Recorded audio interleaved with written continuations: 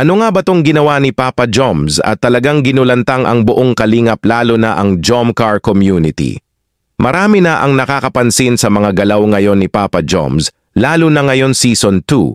Bago ang lahat, wag po nating kalimutan, i-subscribe ang ating channel na Kaagapay para lagi kayong updated sa mga ginagawa natin, reactions video sa mga tinutulungan ni Kalingap Rab. At siyempre wag kakalimutan, i-subscribe si Kalingap Rab, Kuya Val Santos Matubang, Ate Edna Vlogs, at iba pang Kalingap members at mga kasamahan ko sa Kalingap Rab Official Reactors. Tara mga Kalingap, panoorin natin ang video na ito at magkomento din po sa comment section. Habang ganito ang bahay, tiyan mo lang sa'yo yung dugit-dugit mo. mukha kang, galong rado. Judgmental mo naman. Okay lang. Kumusta ka?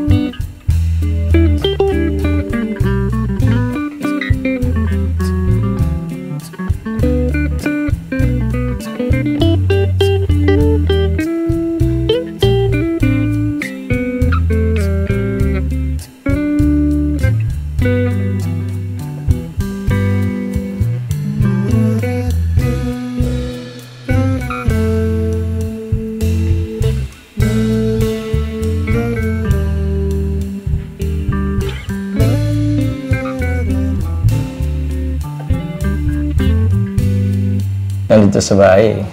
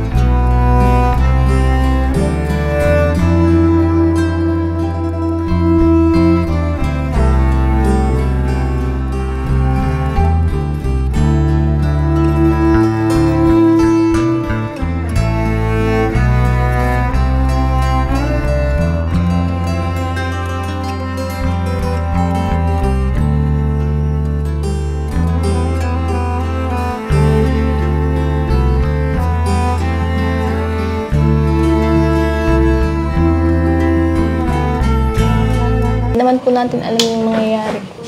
Kasi marami na rin po akong narinig na ganong kwento. Anong kwento? Bila, wag ka masyadong kapaniwala sa mga ganong kwento. Yan tuloy. Kanina mo ba narinig? Baka kay David na naman yan. Huwag kasi magsama-sama dun. Basta, iba naman ako sa kanila eh. Tsaka, kung ano man lang nan mo sa isip mo, labot sa akin, huwag ka masyadong papaniwala. Basta ako, Carla. Seryoso ako sa'yo.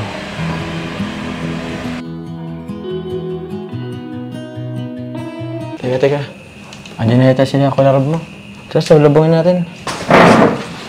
Helm mo na dyan.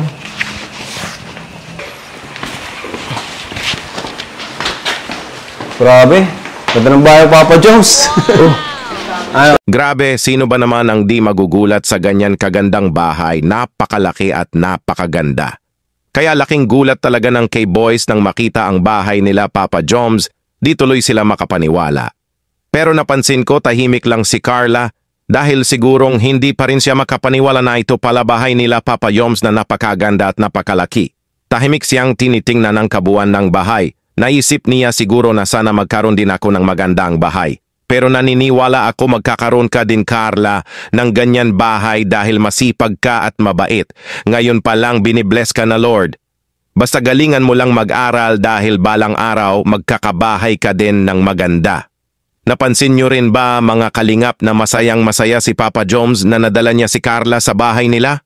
At dinala pa niya sa veranda kung saan siya nagtatambay dahil madaming halaman at nakaka-relax din naman magtambay doon at nakaka-romantic ang usapan nilang dalawa. Hay, naku, sobrang nakakakilig at nakakamangha ang ating napanood, di ko tuloy masabi lahat ang gusto kong sabihin. Basta panoorin nyo na lang sa channel ni Kalingap Rob ang full video nito kung di nyo pa napapanood at huwag kalimutan i-share. Ini-imagine ko na tuloy na kapag nagkatuluyan itong si Papa Joms at Carla ay sobrang gaganda at gagwapo ng magiging anak nila. At nai-imagine ko rin ang magiging kasal nila ay mas bongga at mga bridesmaids ay Kalingap Angels at mga best naman ng K-Boys. O siya mag-comment din kayo sa baba ano mga napansin nyo. At huwag kakalimutan share ang video na to at i-subscribe ako para magka 55. Subscribe na tayo mga kalingap. God bless and to God all glory.